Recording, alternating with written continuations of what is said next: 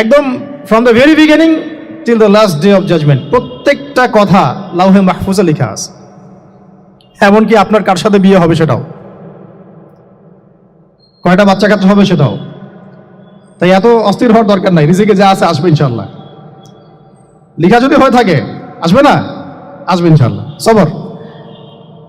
তো এই জন্য মুমিনদেরকে বলা হয়েছে তোমরা কখনো হতাশ হবে না, কারণ তাকদীর লেখা হয়ে গেছে, হতাশ হওয়ার কোনো কারণ নাই। একটা প্রবণতা আমরা সমাজে দেখছি, ইয়াং জেনারেশনকে আমরা নসিহত করবো যে ভুলেও নিজের জীবনকে বিসর্জন দিতে যাবেন না। আল্লাহ রাব্বুল আলামিন আপনাদেরকে সৃষ্টি করেছেন তার ইবাদত করার জন্য এবং তার জমিনে তার দিনটাকে প্রতিষ্ঠা করার জন্য। হেলায় খেলায় আপনার জীবনটা নষ্ট করবেন না, ঠিক আছে ভাই? আল্লাহ বোঝার তৌফিক দান করেন। তো কলম সৃষ্টি করার পরে কিয়ামত পর্যন্ত সব লেখা হয়ে গেছে। এখন আমাদের এই পৃথিবীতে তো মানুষ ছিল না, ছিল? এদিকে মনোযোগ দেন। এই পৃথিবীতে কি আগে মানুষ ছিল? এই পৃথিবীতে আগে কি ছিল তাহলে বলেন? হ্যাঁ, মাশাআল্লাহ। এই পৃথিবীতে আগে কি ছিল? এখন ওরা নাই? সবার সাথেই কিন্তু একটা করে আছে, কমপক্ষে কয়টা করে? সবার সাথে কমপক্ষে একটা করে। আর কোন কোন জায়গা আছে যেখানে জিনের বড় বড় আকড়া আছে। পৃথিবীতে যে জায়গাগুলো থেকে ইসলাম বিরোধী অপতৎপরতাগুলো চলে, ওখানে জিনের আকড়া বেশি। আর কথা বুঝতে পারছেন? তো জিন জাতিকে আল্লাহ পাক ধ্বংস করে দিয়েছেন তাদের পাপের কারণে, আল্লাহ দ্রোহিতার কারণে, অবাধ্যতার কারণে। এখন আল্লাহ রাব্বুল আলামিন ইরাদা করলেন পৃথিবীতে আমাদেরকে সৃষ্টি করবেন, মানে মানুষকে সৃষ্টি করবেন। আল্লাহ পাক তার সমস্ত ফেরেশতাদেরকে একত্রিত করলেন। ঘটনাটা কিন্তু খুব ইন্টারেস্টিং। আমি জানি এখানে ওলামায়ে কেরামও আছেন, তবে আমি সবার জন্য প্রযোজ্য হয় এমন কথা বলারই চেষ্টা করছি, কারণ অনেকে হয়তো এগুলো নাও জানতে পারে। তো আল্লাহ পাকের ভাষায় আমি যদি বলি, আল্লাহ রাব্বুল আলামিন বলছেন, বা'দা আউযু বিল্লাহি মিনাশ শাইতানির রাজীম, ওয়া ইয ক্বালা রাব্বুকা লিল মালায়েকা ইন্নী জাঈলুন ফিল আরদি খলিফা। হে নবী মুহাম্মদ সাল্লাল্লাহু আলাইহি ওয়াসাল্লাম, তুমি স্মরণ করো সেই সময়ের কথা যখন আল্লাহ তোমার রব সমস্ত ফেরেশতাদেরকে ডেকে বলেছিলেন যে ইন্নী জাঈলুন ফিল আরদি খলিফা, আমি জমিনে মানে পৃথিবীতে আমার খলিফা পাঠাতে চাই। কি পাঠাতে চাই? আরো জোরে বলেন। আল্লাহ পাক বলেননি পৃথিবীতে মানুষ পাঠাতে চাই, পৃথিবীতে নতুন কোনো মাখলুক পাঠাতে চাই। আমাদেরকে আল্লাহ পাক সম্মানের শব্দে সম্মানিত করেছেন, বিশেষায়িত করেছেন। আমাদেরকে বলেছেন আমরা আল্লাহর খলিফা, আমরা আল্লাহর খলিফা। এখন আমরা আল্লাহর খলিফা, কিন্তু পৃথিবীতে মানুষ খিলাফা শব্দ সহ্য করতে পারে না। হ্যাঁ, কি অদ্ভুত না? এটা কোরআনের কি শেষের দিকে আছে না প্রথম দিকে আছে? সূরা বাকারার একদম শুরুর দিকে 3টা 4টা 5টা পৃষ্ঠা উল্টালে দেখবেন এই একটা আছে। তো কোরআন তাহলে শুরু থেকে কখনো খুলেও দেখেনি সে ব্যক্তি, প্রমাণ হলো এটা, সে খুলেও দেখে না, অথবা দেখলেও সে এড়িয়ে গেছে।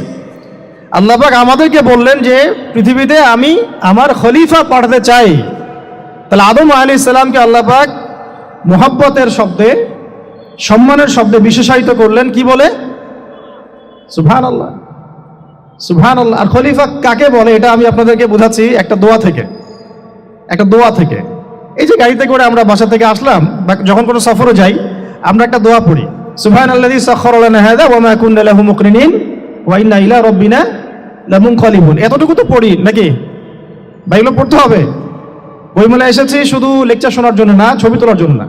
আজকে জীবনটা পরিবর্তন করার নিয়ত করে যাইতে হবে, ঠিক আছে ভাই? বই প্রকাশ করা, ছাপানো, বিক্রি করা, লেখা, এর চেয়ে বড় কথা আমার জীবনটা ইলমের আলোয় আলোকিত করা। আমি বই লিখলাম ধরেন একটা, আমার মধ্যে সেই আমল নাই, লাভ নাই? লাভ আছে? আমি বই ছাপাইছি 100, 200, 500, 1000, আমি নিজেই আমল করি না, হবে? আগে আমল জরুরি। ইলমের সাথে আমলটা খুব বেশি জরুরি। আলেম তাকেই বলা হয় যে ইলম অনুযায়ী আমল করে। তাহলে আল্লাহ পাক বলেন, লিমা তাকুলুনা মা লা তাফআলুন, তোমরা এমন কথা কেন বলো যে আমল নিজেরাই করো না? কাবুরা মাকতান ইনদাল্লাহ আন তাকুলু মা লা তাফআলুন, আল্লাহর কাছে সবচেয়ে গর্হিত একটা অপরাধ, তোমরা একটা কথা বলবা কিন্তু আমল করবা না। তো দোয়াটা মুখস্থ করবেন। এই দোয়ার নিচে একটা অংশ আছে, আল্লাহুম্মা আনতা সাহিবু ফিস সাফারি, আমার কথাটা শুনেন, খলিফার অর্থটা বুঝেন। অনেকে তো অনেকভাবে ব্যাখ্যা করে আর কি। আল্লাহুম্মা আনতা সাহিবু ফিস সাফারি, আল্লাহ তুমি এই সফরে আমার সাথী। সফরে বের হওয়ার সময় দোয়া পড়ছি আমরা, আল্লাহুম্মা আনতা সাহিবু ফিস সাফারি, আল্লাহ তুমি এই সফরে আমার সাথী। ওয়াল খলিফাতু ফিল আহলি ওয়া মালি, আল্লাহ আমি তো বাসায় নাই, আমার বাসার আহাল মালের খলিফা হচ্ছে তুমি আল্লাহ। তাহলে খলিফা শব্দ দিয়ে কি বুঝলেন? আল্লাহ আমার বাসার আহাল মালের খলিফা মানে কি? আমার স্থলাভিষিক্ত তুমি আল্লাহ, আমি ওখানে নাই বাসায়, আমি সফরে বের হয়ে গেছি, আমার স্ত্রী, আমার সন্তান, আমার মাল, আমার জান, এগুলোর দায়িত্ব তোমার, তুমি খলিফা। কত চমৎকার দোয়া। তাহলে পৃথিবীতে আমি আমার খলিফা পাঠাতে চাচ্ছি, তার অর্থ কি? আল্লাহ রাব্বুল আলামিন এই পৃথিবীতে আমাদেরকে তার প্রতিনিধি বানিয়েছেন। সুবহানাল্লাহ, সুবহানাল্লাহ। তাহলে আমরা নিজেদের আত্মপরিচয় ভুলে গেলাম যে আমরা আল্লাহর প্রতিনিধি পৃথিবীতে, তাই না? আমরা এখন আব্রাহাম লিঙ্কনের পূজা করতেছি। আব্রাহাম লিঙ্কনের পূজা তো বুঝেন না আপনারা, এটা হচ্ছে ওই যে সকল ডেমোক্রেসির পূজা আর কি। আল্লাহ পাক বলছেন ওয়াল্লামা আদামাল আসমাআ কুল্লাহা, আল্লাহ বলছেন আমি আদমকে এই মহাবিশ্বের যত নাম আছে, নাউন্স, ইসম, সব শিক্ষা দিয়েছি। সুবহানাল্লাহ। এই মহাবিশ্বের যত নাম, এখানে ইসম শব্দের অর্থ কিন্তু জ্ঞান। ইসম মানে কি? এখানে জ্ঞান। মহাবিশ্বের যে জ্ঞানগুলো আছে, এই জ্ঞানগুলো আল্লাহ পাক আমাদের আদি পিতাকে শিক্ষা দিয়েছেন। আমাদের আদি পিতাকে আল্লাহ নিজে শিক্ষা দিয়েছেন। সুবহানাল্লাহ। সৃষ্টিগতভাবে আমরা জ্ঞানী ছিলাম না, আল্লাহ পাক আমাদেরকে জ্ঞান শিক্ষা দিয়েছেন। আমরা ফিলোসফির বইগুলো খুললে দেখবেন ওখানে বুদ্ধিবাদ নামে একটা মতবাদ আছে। মানে তারা বলে যে মানুষ সৃষ্টিগতভাবেই একজন বুদ্ধিদীপ্ত প্রাণী। এটা ভুল কনসেপ্ট। সৃষ্টিগতভাবে আমাদের মধ্যে জ্ঞান ছিল না, আল্লাহ পাক আমাদেরকে জ্ঞান শিক্ষা দিয়েছেন। কথা বুঝতে পারছেন? একটা মতবাদ তাদের আছে অভিজ্ঞতাবাদ, মানে মানুষ অভিজ্ঞতা থেকেই শিখে। আরেকটা আছে সমন্বয় মতবাদ, আপনারা তো এগুলো অনেকে পড়েছেন হয়তো। এর বাইরে যে একটা মতবাদ আছে যে আল্লাহর পক্ষ থেকে ওহী ভিত্তিক মানুষ জ্ঞান শিখে, এই মতবাদ কোনো দার্শনিকের বইয়ে স্থান পেল না। কি আফসোস, কি আফসোস। অথচ মুসলিম ঘরের দার্শনিক তারা। আমরাও পড়েছি ভাই 4 বছর এই কারণে গেলেই। কি আফসোস, আল্লাহ পাকের ওহীর পক্ষ থেকে যে জ্ঞান আসতে পারে এইটা কনসেপ্টই নাই। অথচ এখানে কোরআনে আল্লাহ পাক বলছেন ওয়াল্লামা আদামাল আসমাআ কুল্লাহা, আমি আল্লাহ আদমকে সমস্ত নাম শিক্ষা দিয়েছি। সুবহানাল্লাহ। এরপরে এই যে জ্ঞান আদম আলাইহিস সালামকে আল্লাহ পাক শিক্ষা দিলেন, এর ফলশ্রুতিতেই আল্লাহ পাক বললেন যে ওয়াইজ কুলনা লিল মালাইকা উসজুদু লি আদম, হে ফেরেশতারা তোমরা এখন আদমকে সিজদা করো। কি ফেরেশতাদেরকে দিয়ে আল্লাহ পাক আমাদের পিতাকে সিজদা করালেন কিসের মানদণ্ডে? কিসের কারণে? জ্ঞানের কারণে। জ্ঞানের কারণে ফেরেশতাদেরকে আল্লাহ পাক বললেন যে এই নামগুলো বলে দাও তো তোমরা। তারা বলতে পারলো না, তারা বললো লা ইলম আল্লাহুম্মা লা ইলমা লানা ইল্লা মা আল্লামতানা, আল্লাহ আমাদের তো সেই জ্ঞান নাই, শুধু ওইটুকু জ্ঞান আছে যা আপনি আমাদেরকে শিখিয়েছেন। তখন আল্লাহ পাক বলেছিলেন যে আমি যা জানি তোমরা তা জানো না, আমি কি বলি নাই যে আমি আসমান জমিনের গায়েবের সব খবর জানি? তখন আল্লাহ বললেন যে তোমরা সবাই সিজদা করো আদমকে। তাহলে আমাদের পিতাকে খলিফা করা হলো, জ্ঞান শেখানো হলো, আল্লাহ পাক নিজে শেখালেন, ফেরেশতার মণ্ডলীদের দিয়ে সিজদা পর্যন্ত করালেন। কিসের মানদণ্ডে? আরো আসতে বলেন। জ্ঞানের মানদণ্ডে। এখন যদি আমরা একটু প্রশ্ন ছুড়ে দেই নিজ নিজ বিবেকে, আমরা কি সেই ওহীর 10টা সূরাও শিখেছি? 10টা পারা কি পড়া হয়েছে কখনো? 10টা সূরারও কি অর্থ জানি? অনেকে তো 10টা আয়াতের অর্থ জানি না। আমরা কি সেই ওহীর 10টা হাদিস শিখেছি? তাহলে আমরা কোথায় সম্মান খুঁজতেছি? পশ্চিমাদের কাছে? বলেন। সত্যি সবচেয়ে আফসোস লাগে আমার একটা জিনিস, যে মুসলিমরা আমরা এখন আমাদের আত্মপরিচয় ভুলে যাচ্ছি, আর আল্লাহ পাক আমাদেরকে যেখানে সম্মান রেখেছেন ওইখানে সম্মান না খুঁজে আমরা অন্যের দাসত্বের সম্মান খুঁজতেছি। আল্লাহ আমাদেরকে বোঝার তৌফিক দান করে। এটা অজ্ঞতার কারণে হচ্ছে। আমাদের কাজ তাদেরকে সচেতন করা বা তাদেরকে মেসেজ পৌঁছে দেয়া। আমরা উগ্র পন্থা অবলম্বন করব না, আমরা হিকমার সাথে প্রজ্ঞার সাথে মানুষকে বোঝানোর চেষ্টা করব। এগুলো বোঝানোর অংশ। এখন আচ্ছা আরেকটা কথা আপনাদেরকে বলি, একটা কথা মাঝখানে মিস হয়ে গেছে। এই যে আল্লাহ পাক আমাদেরকে খলিফা করে পাঠিয়েছেন, খলিফার কাজ কি? প্রশ্ন না? আমাদের কাজ কি তাহলে? এই কাজটা আল্লাহ পাক আবার ব্যাখ্যা করেছেন সূরা সদের মধ্যে। কোন সূরায়? সূরা সদ। সদ নামে একটা সূরা আছে। সূরা ইয়াসিনের আগে পরে পাবেন। তো এখানে আল্লাহ পাক আরো একজন নবীকে তার খলিফা বলেছেন, সেই নবীর নাম দাউদ আলাইহিস সালাম। কি নাম? আর দাউদ আলাইহিস সালাম কিন্তু এই জেরুজালেম থেকে, যেখানে এখন ওই জায়নিস্টরা বোম্বিং করে আর কি, নিরীহ মুসলিমদেরকে হত্যা করে বিগত 70 বছর থেকে, ওই জেরুজালেম থেকে কিন্তু দাউদ আলাইহিস সালাম বিশ্ব শাসন করেছিলেন। তার পরবর্তীতে তার সন্তান সুলাইমান আলাইহিস সালামও কিন্তু ওখান থেকেই বিশ্ব শাসন করেছিলেন। আর এখনকার বনু ইসরাইল দাবিদার এই জায়নিস্টরা, তারাও কিন্তু ওই ফিকিরই করছে, ওখান থেকে তারা বিশ্ব শাসন করতে চায় এবং তারা মনে করে তাদের একজন মাসিহ আসবে, সেই মাসিহ আসলে তারা বিশ্ব শাসন করবে। আমরা সেই মাসিহের নাম জানি মাসিহুদ দাজ্জাল। কি নাম? এই দাজ্জালকে ওরা ওদের সত্য মাসিহ মনে করে, আমরা জানি হচ্ছে মিথ্যা ভণ্ড প্রতারক মাসিহ, অথচ ওরা মনে করে এটা হচ্ছে সত্য মাসিহ। এই জায়গায় তারা ধোঁকা খাচ্ছে। অথচ সত্য মাসিহ হচ্ছেন ঈসা আলাইহিস সালাম, যিনি আবার শেষ জামানায় আসবেন এবং তার হাতেই এই মাসিহুদ দাজ্জাল মারা যাবে এবং তারপরে পুরো বিশ্বে আবার ওই খিলাফা কায়েম হবে, ওই যে খলিফা, ওটা সারা বিশ্বে কায়েম হবে। এই টাউন হলও বাদ যাবে না ইনশাআল্লাহ। এটা মানুষ মানতে চাচ্ছে না, কিন্তু মানুষ না মানলে কি, আল্লাহ পাকের নকশায় সব আঁকা আছে কখন কি হবে। কে কে কল্পনা করেছিল যে আজকে আপনারা বসে এখানে দিনের আলোচনা করবেন? হ্যাঁ, কল্পনা করা যায় তো? যে শব্দগুলো আপনারা বলছেন এগুলো বললেই তো নাই, গায়েব। তো এখন বলছেন, কেউ কি কল্পনা করেছিল যে হঠাৎ করে এমন একটা সময় চলে আসতে পারে? কেউ কিন্তু কল্পনা করেনি, আল্লাহ পাকের নকশায় ছিল। এখানে আমাদের একটা আফসোসের কথা, এখানে মাস্টারমাইন্ড আল্লাহ রাব্বুল আলামিন। প্রকৃত মাস্টারমাইন্ড কে? আমরা ক্রেডিট নেওয়ার প্রতিযোগিতায় ব্যস্ত হয়ে আছি এখন, কার কত ক্রেডিট নেওয়া যায়। এখানে একক ক্রেডিট পাওয়ার যোগ্য কেউ না, সমস্ত ক্রেডিট কার? আল্লাহ রাব্বুল আলামিন। এটা আল্লাহর সাথে গাদ্দারি করতে যায় না, তাহলে ভুলে যান। কারণ আমি বারবার বলেছি আপনাদেরকে, কোরআন থেকে একটা শিক্ষা আমরা শিখেছি, একটা কওম যখন মাজলুম থাকে, দুর্বল মাজলুম জুলুমের শিকার হচ্ছে, আল্লাহ পাক সেই কওমটাকে বাঁচান, কোনো না কোনো একজন ত্রাণকর্তাকে পাঠান, কোনো একটা সূরতে আল্লাহ পাক সেই কওমকে বাঁচায় দেন। আবার যদি এই নিয়ামতটা পাওয়ার পরে ওই কওম আবার এই জুলুম শুরু করে, আবার আল্লাহ দ্রোহিতা শুরু করে, আল্লাহ পাক তার চেয়ে বড় জালেম চাপাই দিবে। কথা বুঝতে পারছেন? আল্লাহর সাথে গাদ্দারি করতে চাই না, আল্লাহ পাক আমাদেরকে বোঝার তৌফিক দান করেন। এখন খলিফার কাজটা কোথায় পাবেন, কোন সূরায় ভাই বলেন? সূরা সাদে আল্লাহ পাক দাউদ আলাইহিস সালামকে খলিফা সম্বোধন করে বলছেন, ইয়া দাউদ, কি চমৎকার আহ্বান, ইয়া দাউদ, হে দাউদ, ইন্না জাআলনাকা খলিফাতান ফিল আরদ। দেখো আমি আল্লাহ তোমাকে পৃথিবীতে খলিফা করেছি। কি করেছি? খলিফা করেছে। তোমার কাজ কি শোনো, ফাহকুম বাইনান নাসি বিল হক। বোঝার চেষ্টা করেন একজন খলিফার কাজ কি।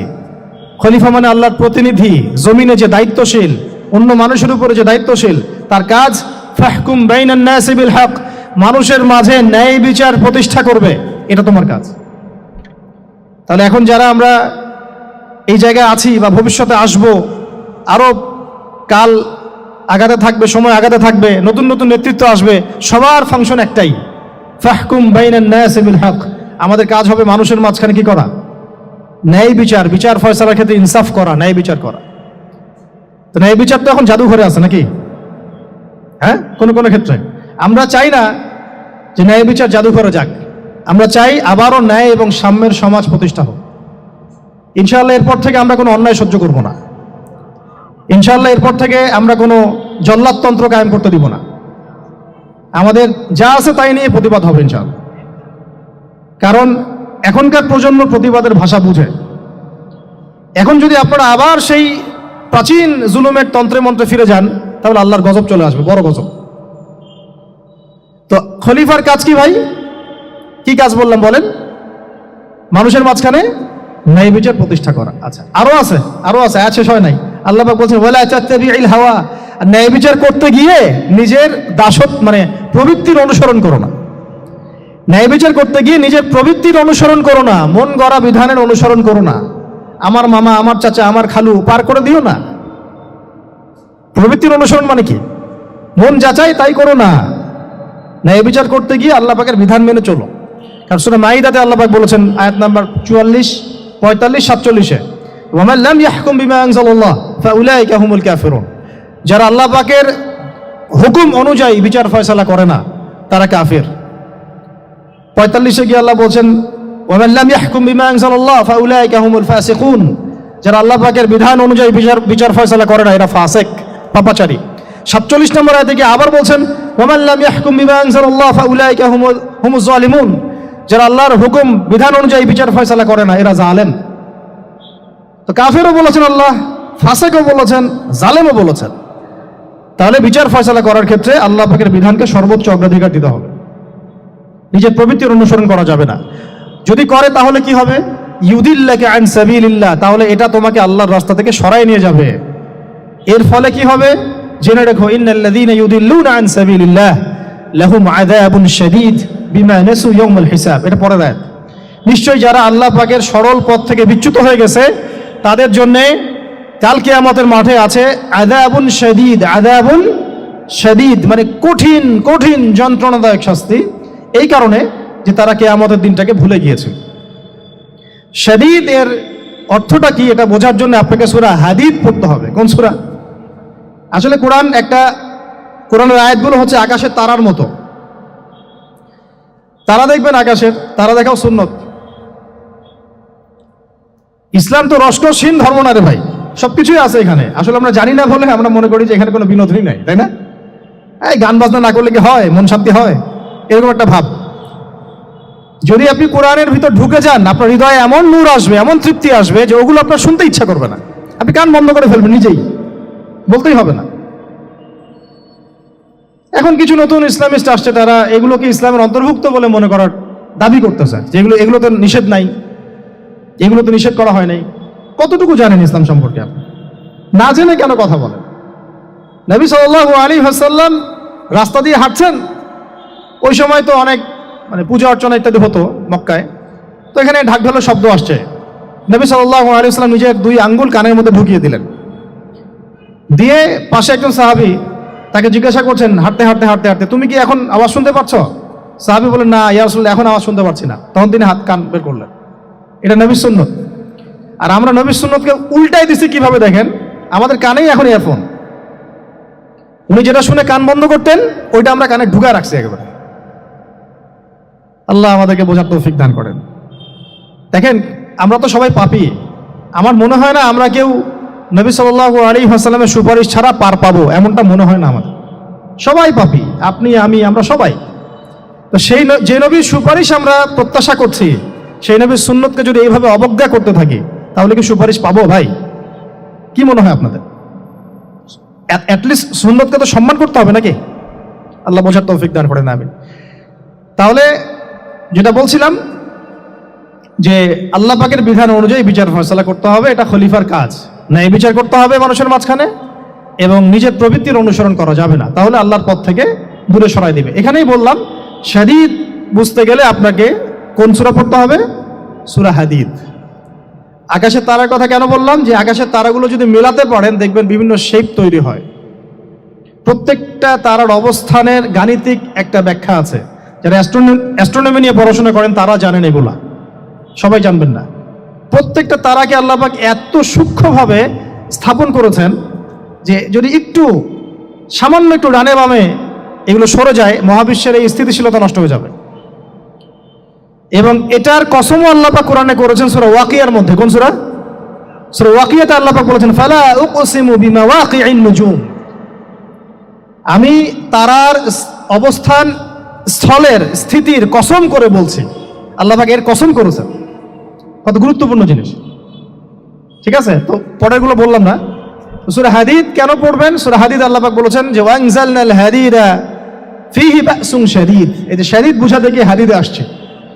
আল্লাহ পাক বলছেন যে আমি আল্লাহ পৃথিবীতে আসমান থেকে লোহা নাজিল করেছি। অবাক করার বিষয় না? লোহার খনি খুঁজতেছেন আপনারা মাটির নিচে, তাই না? আল্লাহ পাক বলছেন আমি লোহা নাজিল করেছি। আনজালনা, ঠিক যেমন ইন্না আনজালনাহু ফী লাইলাতুল কদর, আমি লাইলাতুল কদরে কোরআন নাজিল করেছি, আসমান থেকে নাজিল হয়েছে, তাই না? এরকমই ওয়ানজালনাল হাদীদা, আমি হাদীদ লোহা নাজিল করেছি। ফীহি বাসুন শাদীদ, যে লোহার মধ্যে আছে কঠিন শক্তি আছে না? আয়রন যে অণু পরমাণুগুলো, এগুলোর শক্তি সবচেয়ে বেশি না? কেমিস্ট্রিতে আপনারা পড়েছেন। তাহলে এখন আল্লাহ পাক বলছেন কিয়ামতের দিন তাদের জন্য আযাবুন শাদীদ, যারা আল্লাহ পাকের খলিফার দায়িত্ব পালন করবে না, যারা খলিফার দায়িত্ব পেয়েও ন্যায় বিচার করবে না, ইনসাফ করবে না, প্রবৃত্তির অনুসরণ করবে, ঠিক আছে, আল্লাহর পথ থেকে বিচ্যুত হয়ে যাবে, তাদের জন্য কিয়ামতের মাঠে এই শাস্তি আছে। তাহলে আমরা কি খলিফা শব্দ বুঝতে পারলাম? আমাদের পিতা যে খলিফা, এটা কি বুঝতে পারলাম? তাহলে এখন বলেন তো, প্রত্যেক নবী কি আল্লাহর খলিফা ছিলেন না? ছিলেন কি না? প্রত্যেক নবী কি আল্লাহর বিধান দিয়ে বিচার ফয়সালা করেন নাই? মানুষের মাঝখানে ইনসাফ করেন নাই? ন্যায় বিচার প্রতিষ্ঠা করেন নাই? এরপরে সাহাবায়ে কেরামের যুগে তারা কি ন্যায় বিচার প্রতিষ্ঠা করেন নাই? তাহলে হঠাৎ করে কি হলো বিশ্ববাসীর মধ্যে যে একেবারে কোরআন হাদিস এর মৌলিক বিষয়গুলো এগুলো সব পাশ কাটিয়ে আমরা মানব রচিত বিধানগুলোর দিকে চলে গেলাম? রহস্যজনক না বিষয়টা? এটা হচ্ছে দাজ্জালীয় একটা শাসন আসতেছে সামনে। দাজ্জাল নিজেকে খোদা বলে দাবি করবে, সে সমস্ত মানব জাতিকে বুঝাবে যে সেই খোদা, নাউযুবিল্লাহ। সে অনেক ভেলকি দেখাবে, মানুষকে তার দিকে টেনে নিয়ে আসবে, এমনকি সে এক হাতে জান্নাত এক হাতে জাহান্নাম নিয়ে ঘুরবে। নবীজি বলেছেন, যে তার জান্নাতে প্রবেশ করবে ওটাই তার জাহান্নাম, আর যে তার জাহান্নামে প্রবেশ করবে সেটাই হচ্ছে জান্নাত। তাহলে পুরো বিশ্ববাসীকে আল্লাহ থেকে দূরে সরিয়ে একটা গডলেস ওয়ার্ল্ডে রূপান্তরিত করার একটা তৎপরতা চলছে, লক্ষ্য করতেছেন না? এটা মূলত আপকামিং যে দাজ্জালীয় সভ্যতার ভবিষ্যৎবাণী নবীজি করেছেন, এই দিকেই ওয়ার্ল্ড যাচ্ছে, আস্তে আস্তে আস্তে আস্তে ওই দিকে যাচ্ছে। তবে নবীজি এটাও বলেছেন সাল্লাল্লাহু আলাইহি ওয়াসাল্লাম যে আমার উম্মতের মধ্যে একটা তয়ফা, একটা দল, কিছু মানুষ সব সময় হকের উপর অটল থাকবে ইনশাআল্লাহ, কিন্তু তাদের সংখ্যা হবে খুব কম। এখন আমাকে আপনারাই বলেন যে ওই হকের উপর অটল থাকতে হলে আমার সেই জ্ঞান লাগবে কি লাগবে না? বলেন। যেই জ্ঞান আমাদের পিতাকে শেখানো হয়েছে, দেখবেন প্রত্যেকটা মানুষের মধ্যে কিছু প্রতিভা আছে, সৃজনশীলতা আছে, আছে না? একটা বুদ্ধিদীপ্ত একটা তাড়না মানুষের ভিতরে কাজ করে। এটা কোত্থেকে আসছে জানেন? আমাদের পিতার ডিএনএ থেকে আসছে। আমাদের পিতার ডিএনএ থেকে, আমরা কিন্তু সবাই তার সন্তান। এরপরে পৃথিবীতে মানুষ পাপাচারে যখন লিপ্ত হলো প্রচন্ড রকম, তখন নূহ আলাইহিস সালামকে আল্লাহ পাক পাঠান এবং তিনি প্রায় 950 বছর দাওয়াতের কাজ করলেন, 40টা বা 80টা পরিবার ইসলাম কবুল করলো। তখন আল্লাহ পাক এই মুমিনদেরকে বাদ দিয়ে সবাইকে গারদ করে দিলেন, ধ্বংস করে দিলেন। মানে আমরা যারা পৃথিবীতে এখন বেঁচে আছি, যে আপনি আমি, আপনাদের নাম আমি জানি না, আমরা যারা বেঁচে আছি, আমরা কিন্তু কোনো না কোনোভাবে ওই 40 বা 80 পরিবারের সন্তান। আমরা আত্মীয়, কিন্তু আমরা সবাই কিন্তু আত্মীয়, জানেন? 40টা বা 80টা পরিবার বাদ দিয়ে বাকি সব মানুষকে আল্লাহ পাক ধ্বংস করে দিয়েছিলেন নূহ আলাইহিস সালামের মহাপ্লাবনে। ঘটনা জানেন না? 40 বা 80টা পরিবারকে বাদ দিয়ে বাকি সবাইকে আল্লাহ পাক ধ্বংস করেছেন ওই মহাপ্লাবনে। তাহলে এখন এই বিশ্বে যত মানুষ আছে তারা কয়টা পরিবারের সন্তান? ওই 40-80। আমরা কোনো না কোনোভাবে একে অপরের আত্মীয় হই, মুসলিম অমুসলিম সবাই, মুসলিম অমুসলিম সবাই। আমরা যে অসাম্প্রদায়িকতার কথা বলি না, এই শব্দটাকে ভালো অর্থে নেওয়া যায়। কি অর্থে? অন্যান্য ধর্মাবলম্বী মানুষ যারা, তারা তাদের ধর্ম স্বাধীনভাবে পালন করবে, কোনো সমস্যা নাই, আমরা তাদের এই কাজে বাধা দিতে যাব না। একইভাবে আমরা আমাদের ধর্ম স্বাধীনভাবে পালন করব, তারা এখানে কোনো বাধা দিতে পারবে না। সিম্পল। তারা তাদের উৎসব তাদের মতো পালন করবে, আমরা আমাদের উৎসব আমাদের মতো পালন করব। না আমি মূর্তি পাহারা দিতে যাব, আর না আমি মূর্তি ভাঙতে যাব। সিম্পল। আমি পাহারাও দিতে যাব না, ভাঙতেও যাব। সিম্পল। আমরা কি কুরবানিতে তাদেরকে বলতে পারবো ভাই আসেন আমার বাসায় দাওয়াত খান? এটা হয় কখনো? লাকুম দীনুকুম ওয়ালিয়া দিন। আপনাদের দিন আপনাদের, আমাদের দিন আমার। সিম্পল। এই অর্থ ঠিক আছে, কিন্তু সব ধর্ম মিলে যে নতুন ধর্ম বানানোর চেষ্টা করা হচ্ছে বাংলাদেশে, এটা ঠিক নাই। এটা শুভঙ্করের ফাঁকি। সব ধর্ম মিলে নতুন ধর্ম করার কোনো সুযোগ নাই। আমরা সবাই এক পরিবারের সন্তান। এখন আমাকে বলেন, নূহ আলাইহিস সালামের একটা ছেলে ছিল, নাম জানেন? কি নাম বলেন? কে? না না, মাশাআল্লাহ। কয় ছেলে ছিল তার? হ্যাঁ, না, মূলত 4জন সন্তান থেকে বড় বড় 4টা গোত্র সৃষ্টি হয়েছে। শাম এক সন্তানের নাম কি? এটাকে কেন্দ্র করে এই যে কন্টিনেন্টে, পুরো আরাবিয়ান কন্টিনেন্টে যত মানুষ তার বংশধর, ঠিক আছে? হাম, একটা সন্তানের নাম হাম। এখান থেকে আফ্রিকার যে কালো কালো মানুষগুলো সব তাদের বংশধর। একটা হচ্ছে ইয়াফাস, ইউরোপিয়ান যারা সাদা চামড়া, সব এদের বংশধর। আরেকটা যে কেনান। এই ছেলেটা কি বলেছিল, বাবা ডাকছে নৌকায় আসো তাড়াতাড়ি, নৌকায় আসো তাড়াতাড়ি, না হলে আজকে আল্লাহ পাক আযাব দিয়ে ধ্বংস করে দিবেন। সে নবীর সন্তান হওয়ার পরেও আল্লাহ প্রদত্ত ওহীর জ্ঞানকে মূল্যায়ন না করার কারণে ধ্বংস হয়ে গেল। আর ওই 40টা বা 80টা পরিবার নাজাত পেল কিভাবে? আল্লাহর পক্ষ থেকে নাজিলকৃত ওহীর জ্ঞানকে প্রাধান্য দিয়ে আনুগত্য করে। তাহলে কোন জ্ঞানকে আমরা প্রাধান্য দিব ভাই? আমি বলছি না যে আমরা দুনিয়াবী জ্ঞানগুলোকে শিখবো না, ওই প্রসঙ্গে আমি একটু পরে আসছি যে আমরা শিখবো এবং কিভাবে শিখবো, কতটুকু শিখবো। আগে এই অংশটুকু শেষ করি। ঠিক একইভাবে আপনারা কি আদ জাতির নাম জানেন? আদ, সামুদ। ওই যে সৌদি আরব এখন যেখানে লাইন বানাচ্ছে, লাইন প্রজেক্ট, ওই আল-ওলা বলে, আল-ওলা লাইন প্রজেক্ট বানাচ্ছে দেখবেন অনলাইনে। ওই জায়গা দিয়ে নবী সাল্লাল্লাহু আলাইহি ওয়াসাল্লাম তাবুক যুদ্ধের সময় গিয়েছিলেন। যাওয়ার সময় তিনি বলেছিলেন, তোমরা মাথা নিচু করে কান্নাকাটি করতে করতে এখান থেকে অতিক্রম করো। সাহাবীরা মাথার উপর কাপড় দিয়ে কান্নাকাটি করতে করতে জায়গাটা পার করেছেন, কারণ ওই জায়গায় সামুদ জাতি ছিল যাদেরকে ধ্বংস করা হয়েছে। তো ওটা হচ্ছে এখন পর্যটন স্পট। সুবহানাল্লাহ। তো আদ এবং সামুদ জাতিকেও আল্লাহ পাক ধ্বংস করলেন, কিন্তু তাদেরকে করেন নাই যারা ওহীর জ্ঞানকে প্রাধান্য দিয়েছিল। ইব্রাহিম আলাইহিস সালাম কোন জ্ঞানের বদৌলতে আল্লাহকে চিনলেন? মানব রচিত জ্ঞান নাকি আল্লাহর পক্ষ থেকে নাজিলকৃত জ্ঞান? বলেন। মূসা আলাইহিস সালাম কোন জ্ঞানের বদৌলতে ফিরআউনের মতো এই যে কি বলবো প্রতাপশালী একজন শাসকের সামনে দাঁড়িয়ে বুক ফুলিয়ে ইসলামের দাওয়াত দিলেন? কোন জ্ঞানের আলোকে? ওহীর জ্ঞান। আর ওহীর জ্ঞান যখন নাজিল করা হয়েছে তখন তিনি দোয়াটা পড়ছিলেন, রব্বি ইশরাহ লি সাদরি ওয়া ইয়াসসির লি আমরি ওয়াহলুল উকদাতাম মিন লিসানি ইয়াফকাহু কওলি। প্রত্যেক নবী, ইউসুফ আলাইহিস সালাম কারাগারে 12 বছর থেকেছেন। কত বছর? 12 বছর। আমাদের অনেক ভাই এরকম 5 বছর, 7 বছর, 10 বছর, 12 বছর থেকেছে, আছে। এমনও মানুষ আছে, এখন বলা যায় তাই বলি, যে ওই যে একটা শব্দ শুনেছেন আয়না ঘর, ওখানে দীর্ঘদিন ছিল, তারপরে নাই, কোথায় গেছে আল্লাহই ভালো জানে। ইউসুফ আলাইহিস সালামও এরকম কারাগারে ছিলেন। কত বছর? 12 বছর। কিন্তু আল্লাহ পাক তাকে এমন একটা জ্ঞান শিক্ষা দিয়েছিলেন, তিনি স্বপ্নের ব্যাখ্যা বলতে পারতেন, যে কোনো স্বপ্নের। রাজা স্বপ্ন দেখলেন যে 7টা গাভী, জীর্ণশীর্ণ গাভী মোটা তাজা গাভীকে খেয়ে ফেলছে, স্বপ্নের ব্যাখ্যা কেউ দিতে পারে না। কিন্তু ওই জেলখানায় 2 জন ছাড়া পাওয়া মানুষ, ছাড়া পাইছে 2 জন আর কি, 2 জনের মধ্যে একজন বেঁচে আছে, একজন নাই। মানে 2 জন বসে বসে ইউসুফ আলাইহিস সালামকে বলছিলেন যে আমরা একটা স্বপ্ন দেখলাম যে আমার মাথায় রুটি আছে, পাখি এসে রুটি খেয়ে ফেলছে। আর আমি স্বপ্ন দেখলাম যে আমি শরাব পান করাচ্ছি, ব্যাখ্যা কি ইউসুফ? তোমাকে সত্যবাদী বলে জানি।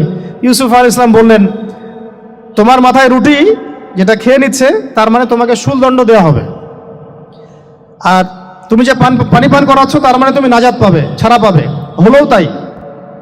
আর যে নাজাত পাবে তাকে ইউসুফ আলাইহিস সালাম বলে দিলেন যে তুমি রাজ দরবারে গিয়ে আমার কথা বলো, আমার কথা আলোচনা করো।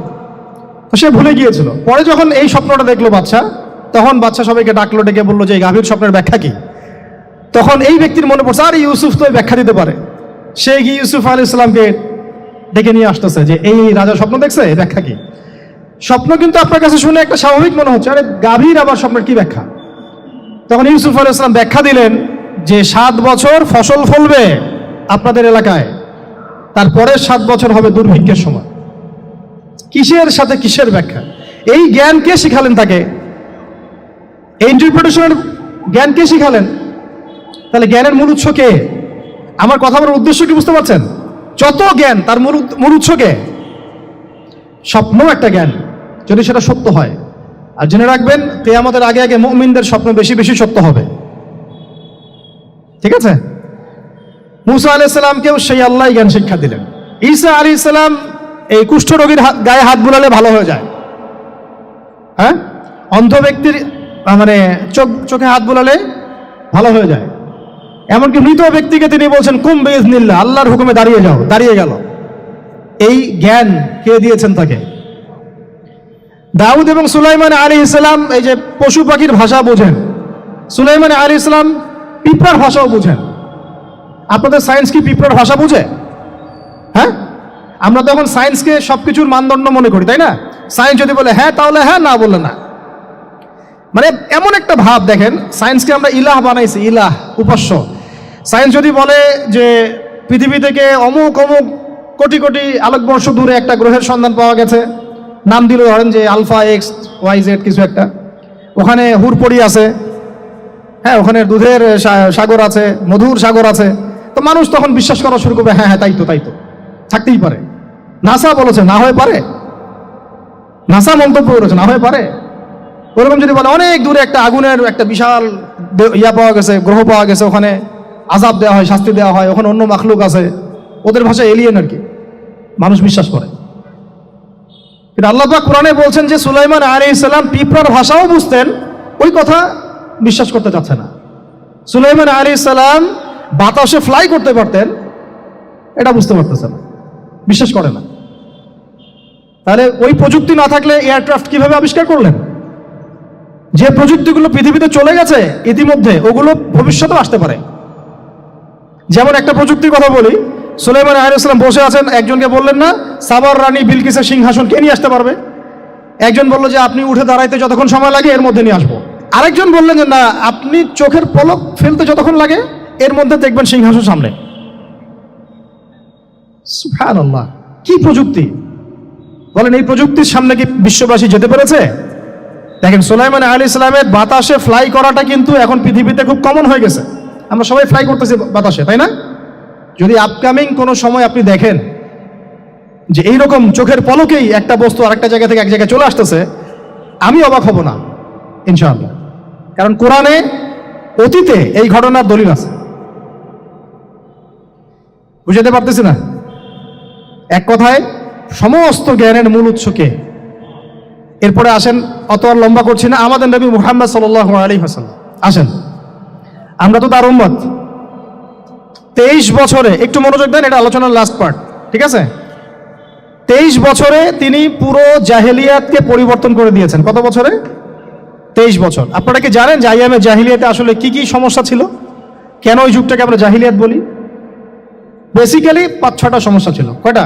5-6টা। 1 নম্বর শিরক। 1 নম্বর কি? আমার সাথে বলেন। শিরক আমাদের ওয়ার্ল্ডে নাই, এটা তো গ্লোবাল শিরক চলতেছে এখন। শুধু ধর্মীয় শিরক চলতেছে না, কিন্তু এখন শিরক হচ্ছে পলিটিক্সে, শিরক হচ্ছে ইকোনমিক্সে, শিরক এডুকেশনেও আছে, শিরক কালচারের মধ্যেও আছে। কথাগুলো বুঝতে হবে একটু গভীরভাবে। তখন সমস্যা ছিল রিবা, সুদ। এখন নাই। রিবা ছাড়া কোনো সিস্টেম আছে এখন ওয়ার্ল্ডে? আমি গতকালকে একটা হাদিস মোতালা করছিলাম সুদ সংক্রান্ত। নবীজি বলেছেন সাল্লাল্লাহু আলাইহি ওয়াসাল্লাম যে একটা যুগ আসবে সামনে, সুদবিহীন কোনো মানুষই চলতে পারবে না। যে চলতে চাইবে তার গায়েও সুদের ছিটা ফোটা গিয়ে লাগবে। আসে নাই সেই যুগ? সুবহানাল্লাহ, কিভাবে তিনি এত স্পেসিফিকলি কথাগুলো বলতে পারেন?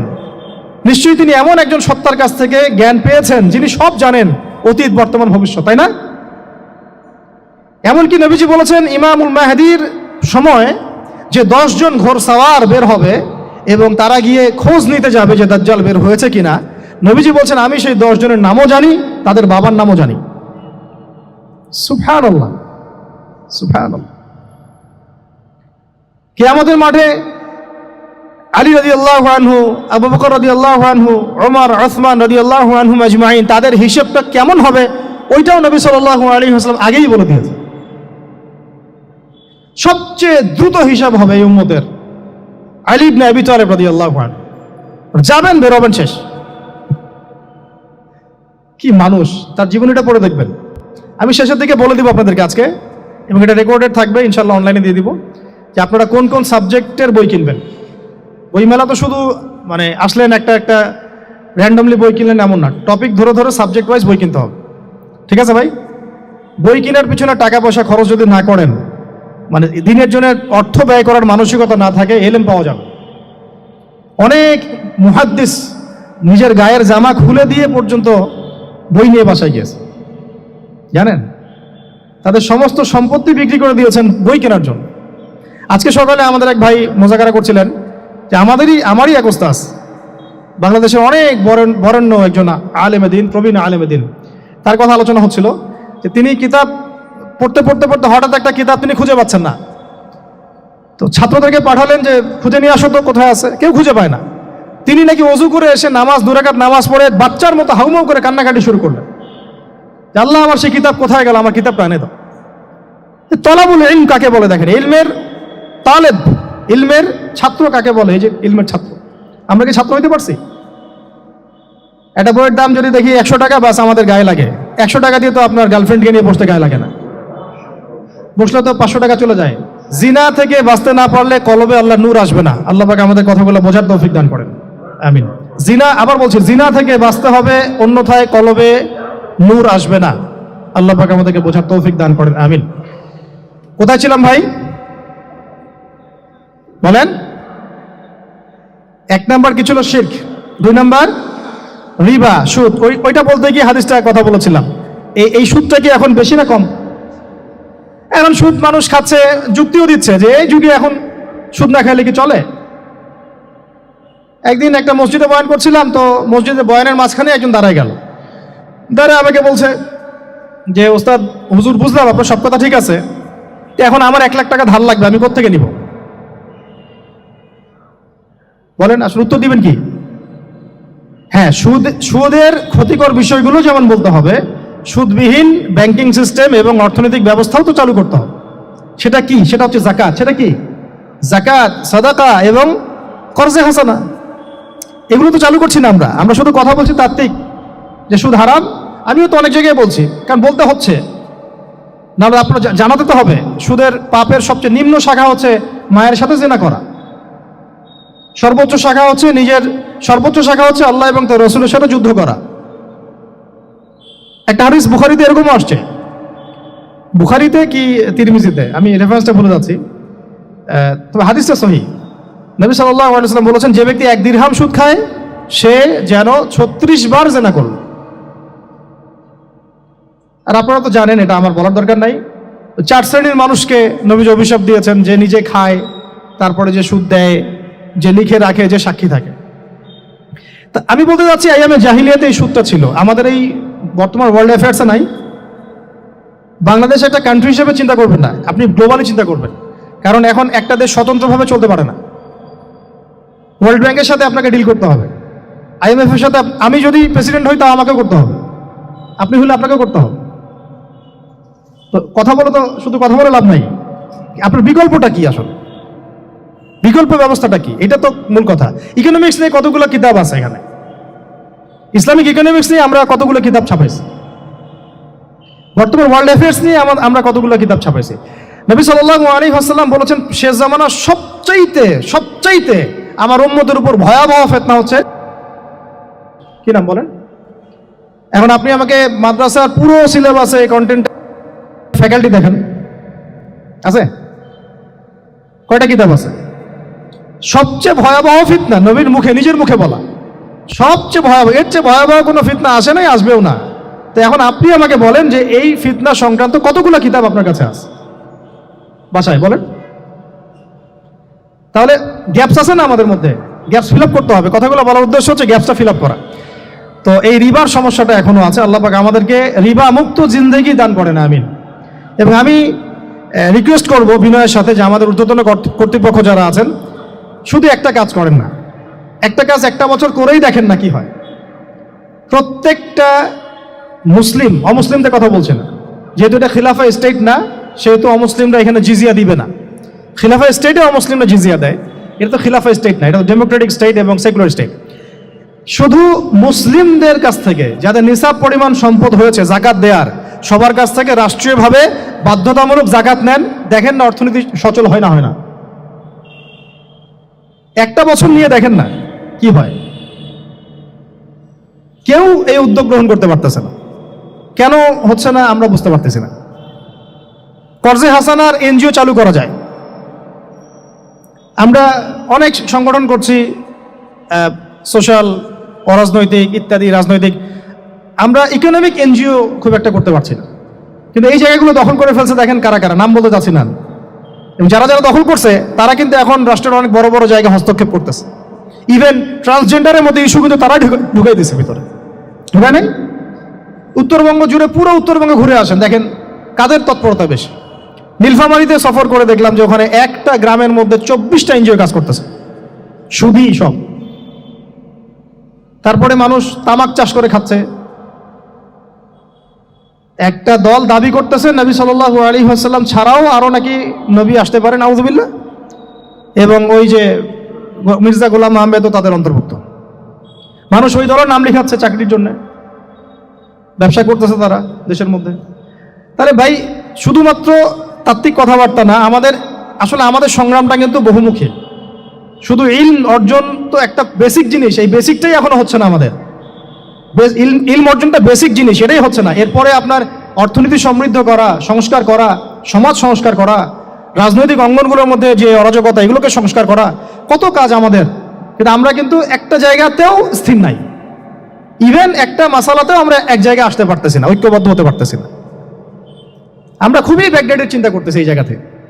অথচ আমাদের উচিত ছিল এই প্রবলেমগুলোকে আরও 30-40 বছর আগেই সলভ করা।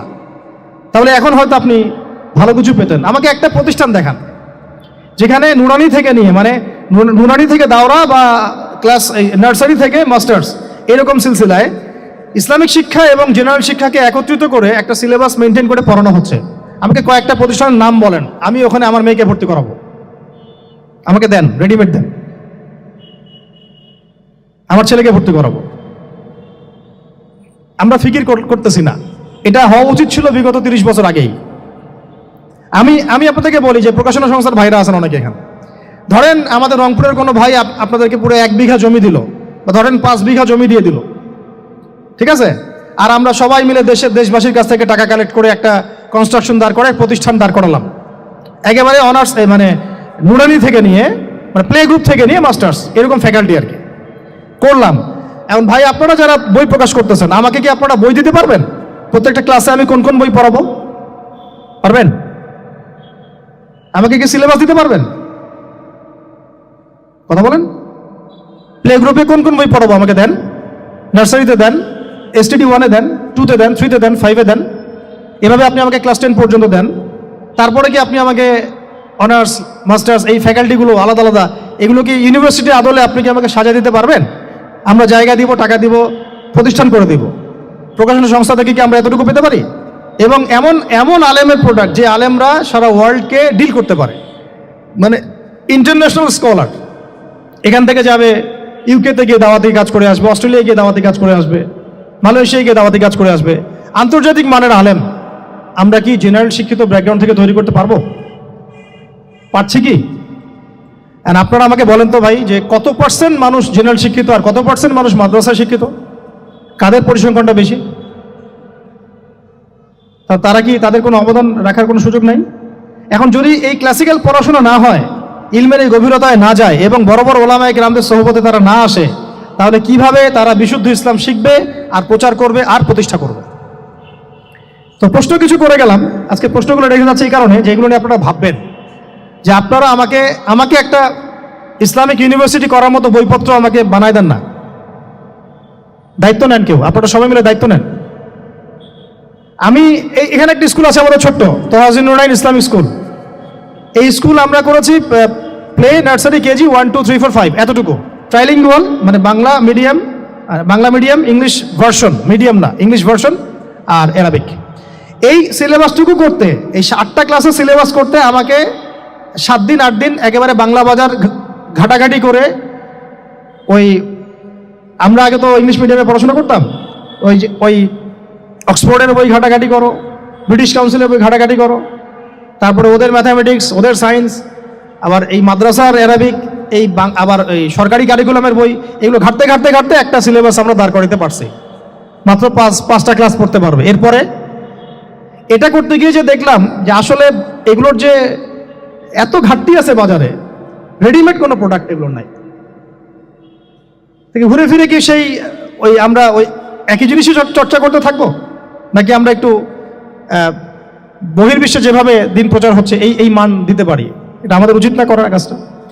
হ্যাঁ, এটা তো আমাদের হাতে রাষ্ট্রীয় ক্ষমতা নাই, থাকলে না হয় উপরের লেভেল থেকে এগুলো করা যায় খুব সহজ। বরং উপরের লেভেলে যারা আছেন তারা তো আরো ট্রান্সজেন্ডার ঢুকাচ্ছেন, আপনারা তো ঢুকাচ্ছেন। তাহলে এই কাজগুলো কাদের করতে হবে? তাহলে বেসরকারিভাবে করতে হবে। এখন আমরা যারা বইকে ভালোবাসি, জ্ঞানকে ভালোবাসি, আল্লাহকে ভালোবাসি, রাসূলকে ভালোবাসি, চাই যে আমরা যা করছি আমাদের পরের প্রজন্মটা মানুষের মতো মানুষ হোক, কাজ কি কম না বেশি আমাদের বলেন? সেক্ষেত্রে কাজগুলো কিন্তু ওইভাবে হচ্ছে না ভাই। একটা বিষয়ের বই সবাই ছাপাচ্ছি, কেন, কি দরকার আছে? একটা বিষয়ের বই আমি সবাই ছাপাচ্ছি। একটা জিনিস, একটা হিস্ট্রির একটা কিতাব অনেকগুলো প্রকাশনী আপনারা করতেছেন, একই বই ফয়জুল কালাম সবাই করতে আছে।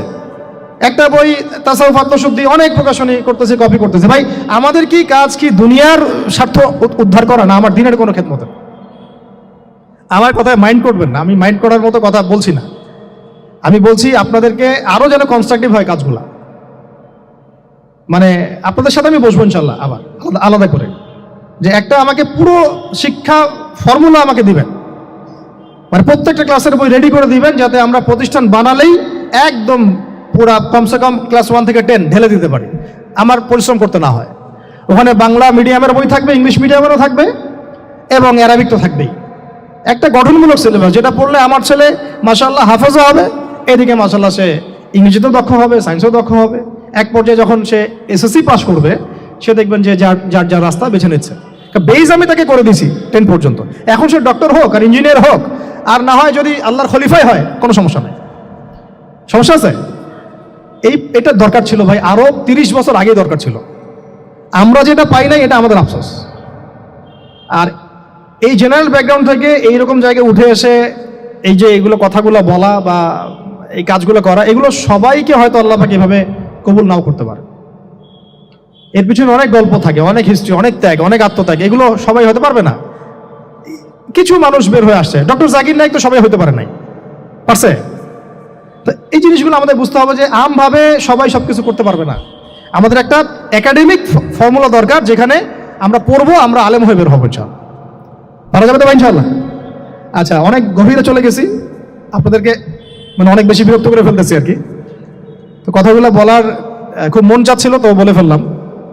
আর আমরা চাচ্ছি কথাগুলো সবার কাছে পৌঁছাক, যাতে করে অন্তত বিভাগীয় শহরগুলা, অন্তত ঢাকা, রংপুর, রাজশাহী, মানে বড় বড় শহর আমাদের, চট্টগ্রাম, কক্সবাজার ইত্যাদি ইত্যাদি বড় বড় শহরগুলোতে যদি একটা করে এরকম একটা করে প্রতিষ্ঠান থাকে, যেখানে আপনি পুরো জেনারেল শিক্ষা এবং ইসলামী শিক্ষা দুটোকে সমন্বয় করে এবং এই মানে দ্বিমুখী শিক্ষার মেরুকরণটাকে দূর করে একটা কনস্ট্রাকটিভ সিলেবাস দিতে পারেন, দেখবেন আজকে না হোক, আজকে থেকে 10 থেকে 15 বছর পরে আমাদের ছেলে মেয়েদের একটা প্রজন্ম আসবে, দেখবেন ইনশাআল্লাহ ওরা আমাদের চেয়ে অনেক ডিনামাইট হবে ইনশাআল্লাহ। এই যে আজকে অনেকগুলো আয়াত বললাম, অনেকে হয়তো জানেন না বা পড়েন নাই, ওরা ক বলতেই বুঝে ফেলবে কোন সূরায় আছে। হবে না? সম্ভব। আর যদি না করতে পারি, তাহলে ঘুরে ফিরে ওই একই অবস্থা। ওইটা দিয়ে হবে না ভাই। এই মানে ইসলাম বিষয়টা কি, এটা এমন না যে কিছু অংশ নিলাম কিছু অংশ নিব না, এটা এমন না। নিলে ভাই নেওয়ার মতো নেওয়া লাগবে। উদখুলু ফিস-সিলমি কাফা, একেবারে পরিপূর্ণরূপে দিনে প্রবেশ করেন। সিরিয়াসলি নেন, চান্স তো একটাই। আল্লাহ পাক আমাদের কথাগুলো বোঝার তৌফিক দান করেন। আর আমাদের সন্তানদের সাথে তো আমরা এটা হতে দিতে পারি না। আমরা না হয় অনেক সময় নষ্ট করে ফেলছি। তো ভাই আর লম্বা করতেছি না, আমি শেষের অংশটুকু বলে শেষ করে দিচ্ছি যে এই সুদ আর শিরক যেমন ওই সময় ছিল, এখনো আছে। আর ওই আইয়ামে জাহিলিয়াতের সেই সুদ আপনি দেখলেন, এখন শিরক দেখলেন, মাদক আছে না নাই? আইয়ামে জাহিলিয়াতের মাদক, আইয়ামে জাহিলিয়াতের এই নারী জাতির অবমাননা আছে না সমাজে? নাই? ব্যাখ্যা করতে যাচ্ছি না, আপনারা জানেন সব। আর আইয়ামে জাহিলিয়াতে ছিল একটা গোত্রীয় হানাহানি, দ্বন্দ্ব, মারামারি, এখন সমাজে নাই? এটাই তো চলতেছে এখন সমাজে। তো এখন এই জাহেলিয়াতের সমাজটাকে মাত্র 23 বছরের মধ্যে আমাদের নবীজি চেঞ্জ করে দিয়েছেন। কত বছর? এখন আপনারা আমাকে বলেন তো, যে তিনি কি কোনো জাদু করছেন? তিনি কি কোনো জাদু দেখাইছেন সমাজে এসে? মানুষকে মারছেন? মানুষকে কি তিনি মানে কঠোর ছিলেন? তিনি, তার কাছে আল্লাহর ফেরেশতা আসতো, তিনি কি সেই শক্তি কাজে লাগায় একদম সমাজের মানুষকে জোর করে ইসলাম কবুল করাইছেন? তিনি কি করছেন 23 বছরে? এটা বলে শেষ করে দিব।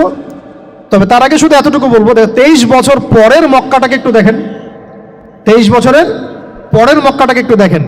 ওই মক্কাতে কি কোনো শিরক আছে? হ্যাঁ, 23 বছর পরের মক্কা, ওখানে কি কোনো শিরক আছে? ওখানে কি কোনো সুদ আছে? কোনো মাদক আছে? বলেন। কোনো নারীর অবমাননা আছে? কোনো গোত্রীয় হানাহানি আছে? তাহলে 23 বছরের মধ্যে পুরো সমাজটাই চেঞ্জ করলেন কিভাবে? জাদু তো করেন নাই। মানুষকে তো অত্যাচার করেন নাই, কটু কথাও বলেন নাই, এমনকি তিনি কারো গায়ে হাতও তোলেন নাই, তাই না? একটা কাজই তিনি করেছেন, সেটা হলো এই যে কোরআন এবং সুন্নাহর যে জ্ঞান, এই ওহীর জ্ঞানটাকে তিনি সবার মাঝখানে ছড়াই দিয়েছেন, এই তো কাজ। তারপরে সেই জ্ঞান যখন মানুষ শিখেছে, তার উপরে আমল করেছে, এবং সেই জ্ঞান এর উৎস আল্লাহ রাব্বুল আলামিন, তার কাছে আত্মসমর্পণ করেছে, নবীর কাছ থেকে আত্মশুদ্ধি অর্জন করেছে, এবং হালাল খেয়েছে, পরিবার গঠন করেছে, প্রজন্মকে তৈরি করেছে, সৎ কাজে আদেশ করেছেন, অসৎ কাজে নিষেধ করেছেন, প্রয়োজনে কখনো হিজরত করেছেন, কখনো মার খেয়েছেন, কখনো সবর করেছেন, কখনো বা জিহাদও করেছেন। এভাবে আস্তে আস্তে পুরো আরবের মধ্যে দিনটা প্রতিষ্ঠা হয়ে গেল। তাহলে মূল উৎসটা কি ছিল? জ্ঞান। মূল উৎসটা কি ছিল বলেন? জ্ঞান। আর এই জ্ঞানটার চর্চাই আমাদের সবাইকে করতে হবে। আল্লাহ পাক আমাদেরকে তৌফিক দান করে নেন। এর চর্চা করতে গেলে আমাদের সমাজে এখন দুইটা রাস্তা, এর বাইরে আপনি কোনো রাস্তা দেখবেন না, হয় মাদ্রাসা ব্যাকগ্রাউন্ড অথবা জেনারেল ব্যাকগ্রাউন্ড, এই তো। সমন্বিত কোনো প্রচেষ্টা খুব বেশি দেখা যাচ্ছে না। আজকে আবার কথা বলার মধ্যে একটা অন্যতম একটা গুরুত্বপূর্ণ পার্ট হচ্ছে সমন্বিত প্রচেষ্টা এখন থেকে নেওয়া উচিত। এতে আপনারা এগ্রি করেন না করেন না? যদি এগ্রি করেন তাহলে প্রত্যেকটা জায়গায় এরকম কিছু কিছু প্রতিষ্ঠান গড়ে তোলার চেষ্টা করেন। ইনশাআল্লাহ আজকে না হোক, আজকে থেকে 10-15 বছর পরে ফলাফল পাওয়া যাবে ইনশাআল্লাহ। ঠিক আছে ভাই? আল্লাহ পাক আমাদেরকে বোঝার তৌফিক দান করেন। শেষ করার আগে খালি কয়েকটা সাবজেক্ট বলবো। এখন যারা জেনারেল স্টুডেন্ট, আপনাদের তো মাদ্রাসা যাওয়ার কোনো সুযোগ নাই, বা গেলেও আপনারা একাডেমিক্যালি পড়তে পারেন না। তা আমি কয়েকটা সাবজেক্ট বলে দিচ্ছি, এই সাবজেক্টগুলো ধরে ধরে বই কিনবেন এই বইমেলা থেকে, ঠিক আছে? অন্তত প্রত্যেকটা সাবজেক্টের একটা করে বই কিনবেন। রাজি আছেন? রাজি নাই? অন্তত প্রত্যেকটা সাবজেক্টের একটা করে বই কিনবেন। সাবজেক্ট 1 নাম্বার হচ্ছে আল কোরআন। 1 নাম্বার কি? আপনাকে কোরআন তেলাওয়াত করা শিখতে হবে। কোরআন তেলাওয়াত শেখার কি বই আছে খুঁজে বের করেন। আর এটা একা শিখতে পারবেন না, এটা নিয়ে গিয়ে কোনো ওস্তাদের কাছে বসে পড়তে হবে। এটা খুব খেয়াল রাখবেন আপনারা, একা একা বই পড়ে কখনো আলেম হয়ে যাওয়া যাবে না, বরং তখন বিভ্রান্ত হওয়ার সুযোগ বেশি থাকবে। বই থাকবে, এটা আপনার গাইডেন্স, কিন্তু আপনার একজন মুরব্বী আলেম লাগবে। যে কোনো কাজ মুরব্বীদের সাথে মাশওয়ারা না করে করলেই সমস্যা। কারণ আমরা তো দিন সম্পর্কে তেমন কিছু জানিই না রে ভাই। সমুদ্রে ডুব দিলে বুঝবেন যে গভীরতা কত বেশি। এখন আমরা ডুবই দেই নাই, এই জন্য মনে হয় যে আমি সবই জানি। ঠিক আছে? ডুব না দিলে আমার কাছে মনে হয় যে আমি তো সবই জানি। ডুব দিলে বুঝবেন যে আপনি কিছুই জানেন না, আমি কিছুই জানি না। 1 নাম্বার সাবজেক্ট ভাই কোরআনের তেলাওয়াত শিখতে হবে। রাজি আছেন তো ইনশাআল্লাহ? তাহলে এই বইগুলো কিনেন। 2 নাম্বার হচ্ছে এই কোরআনের মানে ব্যাকরণ শেখার বইগুলো কিনবেন। কোরআনের ব্যাকরণ শেখার আরবি ভাষা সাহিত্যের বই কিছু কিনবেন। এই বইগুলো আপনাকে ওস্তাদদের কাছে গিয়ে পড়তে হবে, ঠিক আছে? এরপরে কিনবেন কোরআনের কিছু তাফসির, সহজ। মনে করেন একটা তাফসির নেন সহজ। কেউ মারিফুল কোরআন কিনেছেন, হয়তো কেউ সহজে অনুবাদ হয়েছে জালালাইন একটা কিনেছেন, কেউ হয়তো তাওজিহুল কোরআন কিনেছেন। একটা তাফসির বাসায় রাখেন অন্তত, ঠিক আছে? এটা হলো 3টা। 4 নাম্বার হচ্ছে হাদিসের অন্তত একটা বই কিনেন আজকে। হাদিসের সহজ কিতাব কিনবেন। অনেকে দেখা যায় যে ভাই একেবারে হেদায়েত পেয়ে সহিহ বুখারী নিয়ে বসে যান। একেবারেই গলত কাজ আপনার, এটা একেবারেই গলত কাজ। সহিহ বুখারী পড়তে গেলে 12 বছর সময় লাগে মানুষের। ওই লেভেলে যাইতে একটা মানুষের 12 বছর সময় লাগে। ওটা সবার প্রথমে ওটা খুললে তো আপনি হাদিস বুঝবেনই না, মনে হবে যে হাদিস কোরআনের সাথে সাংঘর্ষিক, এরকম মনে হবে। সহজ থেকে এক লাফে কি আমরা ক্লাস 10-এ যাই? আগে তো ক্লাস 1-এ ভর্তি হয়েছেন, তাহলে হাদিসের শাস্ত্রে আসছেন, আগে বুখারী ধরতে গেলেন কেন? সবার আগে আপনি মৌলিক কিছু হাদিসে আরবাইন কিনেন, ফয়জুল কালাম কিনেন, আস্তে আস্তে আপনি বুলুগুল মারামে যান, রিয়াদুস সালিহিনে যান, মিশকাতে যান, আস্তে আস্তে আপনি তিরমিজি নাসাই করতে করতে সহিহ বুখারীতে যাবেন, সমস্যা নাই, ঠিক আছে? হাদিস আরেকটা বললাম, কটা হলো? 4টা-5টা। হ্যাঁ, আগে বল কি? কোরআন, আরবি ভাষা সাহিত্য, তারপরে তাফসীর আর হাদিস, 4টা বলেছে। 5 নাম্বার হচ্ছে সিরাত। 5 নাম্বার কি? নবীর জীবনী যে পড়ে নাই সে নবীকে চিনে না। নবীর জীবনী না পড়লে না কোরআন বুঝতে পারবে, না আর হাদিস বুঝতে পারবে। তো নবীর জীবনের অন্তত একটা বই কিনে যান এখান থেকে, অন্তত একটা। 60টা কি 70টা নবীর জীবনী আছে এই বইমেলাগুলোতে, খুলে দেখেন। আমার কাছে সবগুলোই আছে। এই চট্টগ্রামে ভাইরা যখন ছিলেন লালখানে কয়দিন আগে, আমি ভাইদের কাছ থেকে বই কিনেছি, নিজে কিনেছি প্রায় 70,000 টাকার একদিনেই। আর ওনারা আমাকে হাদিয়া দিয়েছেন মনে হয় আরো 30,000 টাকার হবে। তো এক পুরা বই ব্যাগ গাড়ি ভর্তি। তো প্রায় 60, আমি গুনে দেখলাম যে প্রায় 50 থেকে 60টা সিরাতের কিতাব আছে বাজারে।